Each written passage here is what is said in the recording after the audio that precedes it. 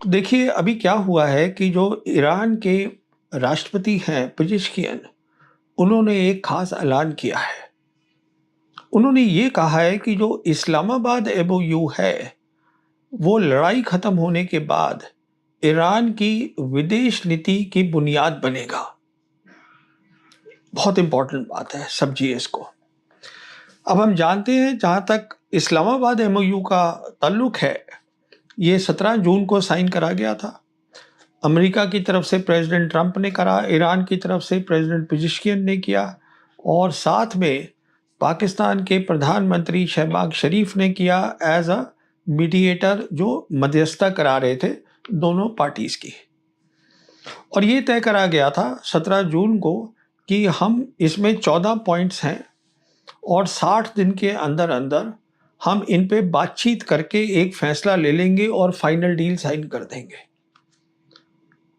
अब जो ये ऐलान किया है पेजेश्कियन ने कि ये इस्लामाबाद एमओयू, इसके जो 14 आर्टिकल्स हैं, ये ईरान की फॉरेन पॉलिसी के बुनियाद होगी। इसका मतलब ये है, जहाँ तक ईरान का ताल्लुक है, वो कोई भी समझौता नहीं करेगा इन पॉइंट्स के ऊपर जो कि इस्लामाबाद एमओयू में है, ये तय है। छोटी लेन देन हो सकती है, एडजस्टमेंट हो सकती है, पर कोई समझौता नहीं होने वाला। तो जहां तक ईरान का ताल्लुक है, ये उनकी फाइनल डील ही समझिए। पहली बात तो ये है। दूसरी बात ये है कि जिसके बारे में अभी जिक्र करूंगा आगे, इस एमओयू में साफ लिखा हुआ है कि ईरान को न्यूक्लियर वेपन्स, परमाणु बम, ना तो बनाने हैं और ना कहीं बाहर से लेने हैं। ये भी इसमें लिखा हुआ है। तो उनको न्यूक्लियर बम की जरूरत नहीं है। क्यों नहीं है, अभी समझाऊंगा। तो 5 बातें हैं इस एमओयू की। अगर जो बात हुई है वो बनेगा ईरान की फॉरेन पॉलिसी का फाउंडेशन, बुनियाद। 5 बातों को बोलने से पहले थोड़ी सी कुछ बात और भी करनी जरूरी है, और वो ये है, हम जानते हैं कि जहां तक इस इस्लामाबाद एमओयू का ताल्लुक है, इसमें जितनी भी बातें हैं वो है जो ईरान चाहता है। और ये बिल्कुल लाजमी है कि प्रेसिडेंट ट्रंप ने इस पर तभी साइन किया होगा क्योंकि उनके पास कोई मिलिट्री ऑप्शंस ही नहीं थे। ईरान के खिलाफ कोई जरिया ही नहीं था मिलिट्री लड़ाई लड़ने का, जो कि मैं पहले ही बता चुका हूं पहले के वीडियो में कि आज उनके पास जो अमेरिकी मिलिट्री है, उनके पास मिसाइल्स की सख्त कमी है, और जो मिसाइल को रोकने वाली मिसाइल है, जिसको इंटरसेप्टर मिसाइल कहते हैं, उसकी और सख्त कमी है। और ये जो कमी है, ये सालों साल में पूरी होगी, अचानक पूरी होने वाली नहीं है। साथ में मैंने ये भी बताया था कि जहां तक मिलिट्री के ऑप्शंस हैं कि अमेरिका कैसे अपनी मिलिट्री ताकत का इस्तेमाल करे, वो भी नहीं है अमेरिका के पास। उन्होंने हवा की लड़ाई लड़ी, 40 दिन एयर वॉर करी, कुछ खास हासिल नहीं हुआ, क्योंकि ईरान की जितनी भी मिलिट्री ताकत है वो अंडरग्राउंड है। अब उन्होंने वहां पर वो अपना नेवी का बेड़ा लगा रखा है, स्ट्रेट ऑफ हॉर्मुज़ को बंद करा हुआ है, तो ईरान जो है उससे झुक नहीं रहा है। तो उसके बाद फिर बातचीत चल रही थी कि हम एक थोड़ी सी ग्राउंड की लड़ाई लड़ते हैं, और जो रास्ते हैं आने जाने के, क्योंकि ईरान का जो बॉर्डर है वो 7 मुल्कों के साथ है, हम कोशिश करेंगे उनको बंद कर देंगे। पहली बात तो आप बंद कर नहीं सकते। दूसरी बात है, अगर आप इस टाइप की लड़ाई शुरू करेंगे तो आपके सैनिक मरेंगे, फिर आपको और सैनिक लाने पड़ेंगे, तो ये लड़ाई बड़ी होती चली जाएगी, ये छोटी नहीं रहेगी। तो ये सब रिपोर्ट्स जो आ रही हैं, इससे परेशान होके जो अमेरिका का पेंटागन है, उनका चीफ स्पोक्स पर्सन है जीन पार्नेल, उन्होंने ये बयान दिया है कि देखिए, जो अमेरिका की मिलिट्री है वो दुनिया की सबसे बड़ी मिलिट्री ताकत है। ठीक है, पर दिक्कत ये है कि वो 20वीं सदी की मिलिट्री ताकत है। और ये मैं क्यों कह रहा हूं, क्योंकि एक बहुत सीनियर ऑफिसर हैं मिलिट्री के, सेंट्रल कमांड के, अमेरिका का जो सेंट्रल कमांड है, उसकी जिम्मेदारी है इस पूरी जंग को जो वेस्ट एशिया में हो रही है उसको करने की। उन्होंने एक ईमेल भेजी है बाकी सब सेंट्रल कमांड के अफसरों को, सोल्जर्स को भी, ट्रूप्स को भी, कुछ एनालिस्ट को भी। उनसे ये पूछ रहे हैं कि बताइए हमें कि किस तरीके से कोई नए आइडियाज़ दीजिए कि हम किस तरीके से ईरान के ऊपर दबाव डालें। अब दिक्कत क्या है कि ईरान 21वीं सदी की लड़ाई लड़ रहा है, तो अमेरिका के पास जो है वो एयरक्राफ्ट कैरियर है, बड़े-बड़े जहाज है, बहुत सारी एयर पावर है, एयरक्राफ्ट है, वो 20वीं सदी की लड़ाई है। ईरान जो कर रहा है वो लड़ाई लड़ रहा है स्पेस कैपेबिलिटी से, अंतरिक्ष कैपेबिलिटी जो उसको चीनियों ने दे रखी है, बेदू सिस्टम। वो लड़ाई लड़ रहा है मिसाइल्स के साथ, लड़ाई लड़ रहा है ड्रोन्स के साथ। ये 21वीं सदी की लड़ाई है। तो अब वो अमेरिकन जो है वो पूछ रहे हैं कि साहब आइडियाज दीजिए, अब हम क्या करें। कहने का मतलब ये है, अगर आप इस बात को थोड़ा सा आगे ले जाएं तो ये जो हम सालों साल से सुन रहे हैं कि अमेरिका जो है वो पीएलए को, चीन की जो मिलिट्री है उसको वेस्ट पैसिफिक में दबाव दे सकता है, कुछ भी नहीं कर सकता, क्योंकि आपको तो उनकी लड़ाई ही नहीं पता है। पीएलए आज 21वीं सदी की लड़ाई में आगे है। खैर, तो एक और बात करना चाहूँगा, वो है स्ट्रेट ऑफ हॉर्मुज़ की। जैसे कि मैंने पिछले वीडियो में बताया था कि प्रेसिडेंट ट्रंप चाहते हैं कि स्ट्रेट ऑफ हॉर्मुज़ उसी हालत में आ जाए, खुल जाए जैसे वो था लड़ाई शुरू होने से पहले। तो अभी कुछ आइडियाज़ दिए गए थे। अमेरिका ने आइडिया दिए ओमान को। आप जानते हैं ये जो स्ट्रेट ऑफ हॉर्मुज़ है इसके 2 किनारे हैं। एक किनारा ईरान के पास है और दूसरा किनारा ओमान के पास है। तो उन्होंने ओमान को आइडिया दिया था कि देखिए, ये जो जहाज़ जाते हैं अंदर स्ट्रेट ऑफ हॉर्मुज़ में, एक तरफ से जाते हैं और फिर एक तरफ से वापस आते हैं, कि जो जाने वाले जहाज़ हैं वो तो ईरान की तरफ से चले जाएं, आने वाले जहाज़ हैं वो ओमान की तरफ से आ जाएं। अब दिक्कत क्या है, ये चालाकी है, क्योंकि जो आने वाला जहाज़ है उसी में तो तेल और सब कुछ आ रहा है, जाने वाला तो खाली जा रहा है। तो ईरान इस पे कैसे राज़ी हो जाएगा, ये बता दीजिए। तो अब रिपोर्ट्स बता रही हैं कि ईरान इस पे बिल्कुल राज़ी नहीं है।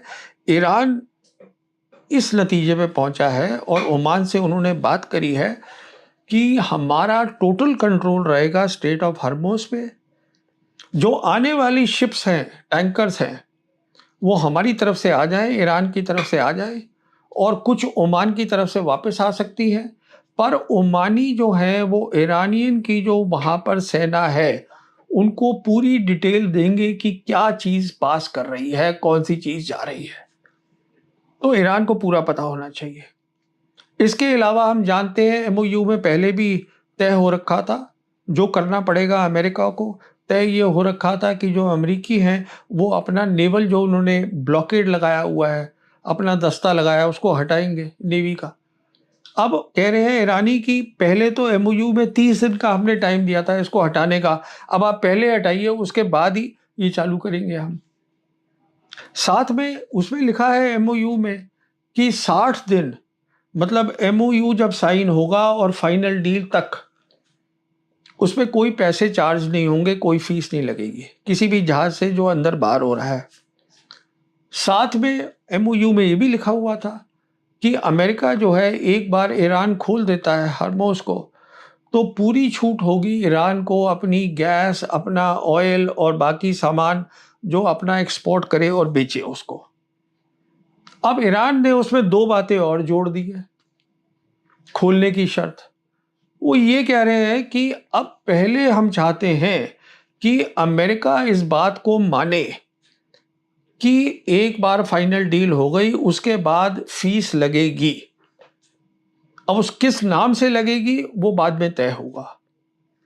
और दूसरी बात क्या चल रही है कि ओमानी और ईरानियों की बातचीत हुई है अभी, और उसमें ये तय हुआ है कि देखिए, एक रास्ता आने का है, एक जाने का है, और जो बीच का रास्ता है वहाँ पे कुछ नहीं हो रहा है इस समय, क्योंकि वहाँ ईरान नेवी ने माइंस लगा रखी हैं। तो वो माइंस हटाई जाएंगी और एक और रास्ता खोल दिया जाएगा जिससे कि ज़्यादा ट्रैफिक अंदर और बाहर हो सके। और वो बीच वाला रास्ता उसको कैसे मैनेज करा जाएगा वो बाद में फिर एक और मीटिंग में ईरान और ओमान तय करेगा। तो ये फैसला है। अब प्रेसिडेंट ट्रंप कुछ अनाउंसमेंट करने वाले हैं कल, तो उसका हम इंतज़ार करते हैं, बट ईरानी बहुत क्लियर है कि वो इसी पे मानेंगे। अच्छा, अब मैं आता हूँ मैंने जैसे बताया कि अगर ये एमओयू इस्लामाबाद को ईरान की फॉरेन पॉलिसी जो है, विदेश नीति का की बुनियाद बनना है, तो कुछ बातें समझनी ज़रूरी है। पहली बात तो ये है कि देखिए, मैंने पहले भी कहा था कि मार्च के महीने में ईरानियों को क्लियर हो गया था, जब अमेरिका की जो एयर वॉर थी उससे कुछ हासिल नहीं हुआ, तो ईरानी के जो फॉरेन मिनिस्टर थे अब्बास अरागची, मार्च में वो गए थे रशिया प्रेसिडेंट पुतिन को मिले, उसके बाद वो चीन गए और वांग ही फॉरेन मिनिस्टर को मिले, और उसके बाद उन्होंने वापस आके ये ऐलान किया था, याद करिएगा, तेहरान में वापस आने के बाद, कि ज़रूरत होगी लड़ाई ख़त्म होने के बाद एक रीजनल फ्रेमवर्क की। कहने का मतलब ये है, बाहर की जो फ़ौजें हैं वो चली जाएं, हम अपनी आपस में सिक्योरिटी बनाएंगे, यहाँ पर आपस में बातचीत करेंगे, हमारे जो भी मसले हैं उसको हम आपस में हल करेंगे, बाहर की ताकतों को यहाँ आने की ज़रूरत नहीं है। उसके बाद हम ये भी जानते हैं कि 17 जून को जब एमओयू साइन हुआ था, तो ईरान ने उस एमओयू का नाम ही दे दिया था इस्लामाबाद एमओयू। मतलब इस्लामाबाद का एक अहम रोल होगा उसमें। और अब ये प्रेसिडेंट पिजेश्किन की अनाउंसमेंट भी हो गई है। तो अब चलिए 5 बातें एमओयू की, जिनको फिर से एक बार दोहराना और समझना ज़रूरी है। सबसे बड़ी बात है न्यूक्लियर वेपन्स की, जो कि आर्टिकल 8 है। 14 आर्टिकल हैं टोटल इस इस्लामाबाद एमओयू में, ये आर्टिकल 8 है। इसमें साफ लिखा है पहली लाइन में कि ईरान ना तो न्यूक्लियर वेपन खुद बनाएगा और ना कहीं बाहर से लेगा, कोई शक नहीं है, वही लिखा हुआ है। क्यों नहीं लेगा? क्योंकि अगर उसको ईरान को रीजनल फ्रेमवर्क बनाना है, मतलब सब जितने भी मुल्क हैं, कंट्रीज हैं उस वेस्ट एशिया के, सबको एक साथ अगर काम करना है, और अगर ईरान के पास न्यूक्लियर वेपन्स हो जाते हैं, तो फिर बाकी सारी कंट्रीज, मिसाल के तौर पे सऊदी अरेबिया जो है, वो भी कहेंगे हमें भी न्यूक्लियर वेपन चाहिए, तो फिर वो सब बराबर तो नहीं रहे ना। फिर क्या होगा, सबको ये घबराहट रहेगी कि अब ये हावी हो जाएगा ईरान हमारे ऊपर, इसके पास न्यूक्लियर वेपन्स है। ये कारण है कि ईरान ने बातचीत करने के बाद रशिया और चाइना में ये तय किया, अगर हमें ये रीजनल फ्रेमवर्क को कामयाब बनाना है तो हमें न्यूक्लियर वेपन्स नहीं चाहिए। इसी के कारण उन्होंने ये साफ इसमें लिखा हुआ है। इसी में न्यूक्लियर में ये भी लिखा है कि जो उनके पास ऑलरेडी जो है वो न्यूक्लियर बहुत मटेरियल है, वो बातचीत करने को तैयार हैं अमेरिका के साथ कि किस तरीके से इस न्यूक्लियर मटेरियल को यहीं पे जो है वो ख़त्म किया जाए। आईएईए के इंस्पेक्टर वहाँ आके देख सकते हैं। और इसी में वो ये भी कह रहे हैं कि देखिए, ईरान ने एक बहुत इम्पोर्टेंट संधि जो है, जिसको एनपीटी बोलते हैं, उसको साइन किया हुआ है। तो उस संधि के तहत जो पीसफुल यूज़ होते हैं, जैसे कि न्यूक्लियर का इस्तेमाल हो गया मेडिसिन के अंदर, उसके लिए जितनी भी हमें एनरिचमेंट की या ज़रूरत है, वो हम उसके बारे में बात करने को तैयार हैं। तो ये तो न्यूक्लियर है, मेरे ख्याल में ईरान बिल्कुल क्लियर है इसके बारे में। दूसरी बात क्या है, आर्टिकल 4 की बात करना चाहता हूँ। उसमें एक तो मैंने ऑलरेडी बोल दिया है कि आर्टिकल 4 में ये बोल रहे हैं, आर्टिकल 4 बोलता है कि 30 दिन के अंदर अंदर अमेरिका जो है अपना नेवल जो उन्होंने ब्लॉकेड लगा रखा है हटाएगा, पर अब ईरान कह रहा है कि आप पहले उसको हटाइए। इसी में एक इम्पॉर्टेंट बात और भी है, और वो ये है कि अमेरिकन जो फौजें हैं वेस्ट एशिया के अंदर, वो ईरान के नज़दीक जो हैं उस एरिया में 30 दिन के अंदर अंदर डील साइन होने के बाद, 60 दिन लगे डील के, 30 और जोड़ लीजिए, मतलब 90 दिन तक उनको वो सब खाली करना है। अब बात क्या हो गई है कि वो तो ऑलरेडी खाली हो गई है। कैसे खाली हो गई है? देखिए, अमेरिका की वेस्ट एशिया में टोटल 19 बेसेस है, मिलिट्री बेसेस। तो उसमें से 5 जो हैं वो तो खाड़ी मुल्क में हो गई, बाकी और हैं। जहाँ तक कतर का सवाल है, कतर में उनका जो सेंट्रल कमांड है उसका फॉरवर्ड हेडक्वार्टर, रीजनल हेडक्वार्टर वहाँ पर था। 10,000 सोल्जर थे अमेरिकन के। तो बमबारी जो करी ईरान ने उन कतर के ऊपर उसको ऑलरेडी जो है वहाँ से हटा दिया है। अमेरिकन्स ने उन्होंने शिफ्ट किया उस हेडक्वार्टर को पहले तो जॉर्डन में। जॉर्डन 1000 किलोमीटर दूर है ईरान से। ईरान ने वहाँ भी बमबारी करी तो वहाँ से हटा के अब इजराइल ले गए हैं उसको। इसी तरीके से बाकी जो है बहरीन है और कुवैत है, वो सारे जो हैं तकरीबन 19 हेडक्वार्टर या तो खाली हो चुके हैं या तबाह हो चुके हैं या काम करने के काबिल नहीं है। तो वो तो ऑलरेडी काम हो चुका है, तो ये समझना है हमें। अच्छा, अगला पॉइंट है हरमोज का एमओयू में। एक बार फिर से हरमोज क्योंकि बहुत इंपॉर्टेंट है, मोटा मोटा इसको फिर से दोहराना ज़रूरी है। देखिए, जहाँ तक एडमिनिस्ट्रेशन का सवाल है, जैसे मैंने बताया 2 मुल्क हैं, 2 किनारे हैं, ईरान और ओमान। तो ईरान ने एक बनाई है पर्शियन गल्फ स्टेट अथॉरिटी। तो ये अथॉरिटी जो है जिसमें दोनों मुल्क शामिल होंगे किनारे वाले, और वो इसको चलाएंगे। सिक्योरिटी का जहाँ तक ताल्लुक है, पूरे के पूरे इसकी वो पूरी जिम्मेदारी रहेगी ईरान की नेवी की, इसमें कोई शक नहीं होना चाहिए। जहाँ तक सवाल है कि वो फीस लेने का सवाल है, इसमें उन्होंने साफ लिखा हुआ है एमओयू के अंदर कि फीस हम जो भी लेंगे, हम जो बाकी खाड़ी के मुल्क हैं जो इसको इस्तेमाल करेंगे स्टेट ऑफ हॉर्मुज़, हम उनके साथ बातचीत करके करेंगे और इंटरनेशनल लॉ जो है उसके तहत करेंगे, और जो कोस्टल कंट्रीज होती हैं उनके क्या हक हैं उनको भी देखेंगे। ये एमओयू में लिखा है। अगर आप इन सब चीज़ों को ध्यान से देखिएगा, इससे बिल्कुल साफ हो जाता है कि ईरान जो है वो एक रीजनल फ्रेमवर्क बनाना चाहता है। वो कोई बॉस बना या भाभी नहीं हो रहा है किसी मुल्क के ऊपर। अगला पॉइंट मैं बोलना चाहता हूँ पाकिस्तान के बारे में।